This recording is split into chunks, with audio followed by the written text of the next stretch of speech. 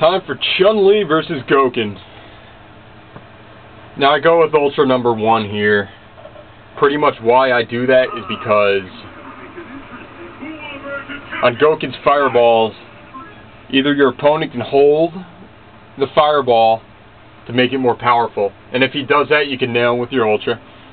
And even if he doesn't do that, you can nail your opponent anyway, because Gouken's release is pretty slow.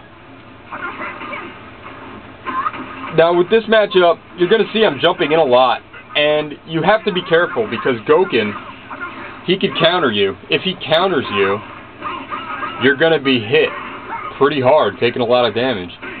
And before anyone says, oh, well, Chun-Li has her double fierce punch in the air, why can't you do that? The reason why is because Gouken beats it.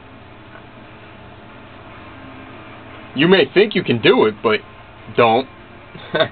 You're going to get nailed. Here's what you need to do if you decide to jump in on Gouken. You can either do a jump and try to attack him, or you can do an empty jump. And if you do an empty jump and Gouken does his counter, you can then throw him, or do whatever you like. Gouken has Ultra number 1, as you can see. Whenever he's close to you, what I do is I spam throw. I spam it like there's no tomorrow because that's the best way for Gouken to combo with his Ultra.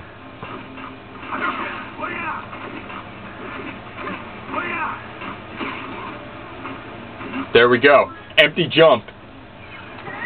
Gouken thought I was going to attack. You got to find a mixture. You really do. If you're going to jump in on Gouken and attack him, you got to mix it up. You can't become predictable. If you do that, you'll be taking a lot of damage. Right there, I think I botched something. I wasn't going for only medium kick. Now right there, that was no good. I just said what I do. I spam throw if Gouken's close. Now, I mean, you can't dwell on that during the match, and here's why. If you do, you're going to lose the match. One fuck-up won't cost you the match. You have to fuck it up a lot to lose. Now you can see. Now if you're unsure about, if you don't want to jump in because you're afraid Gouken will counter you, okay, you don't have to. Stay grounded. Attack him on the ground. Therefore, you won't be potentially taking a lot of damage, because it's the jumping in method on Gouken. It's a risk reward. You saw right there. I'm mixing it up nicely. He doesn't know what to do, and right there, I speak of how much I like that move.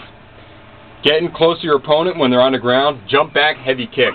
That's the one move where if Gouken counters you, he won't hit you because you're jumping away from him. Now, like I said, if you don't want to deal with that, the counter possibilities,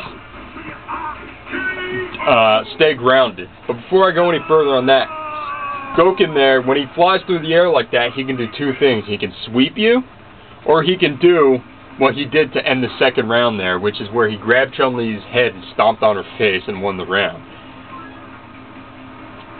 So when you see your opponent in the air like that, what you can do is either dash backwards and get away, or you can dash forwards underneath your opponent. You can also meet them in the air, but I really prefer not to do that.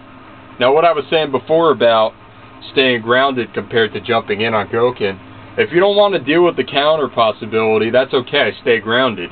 But it is a trade-off compared with jumping in, and here's why. If you jump in, you're likely to do more damage to him, but you're also likely to take more damage. So, if you want to be more aggressive, I say jump in, but if you want to be defensive, stay more grounded.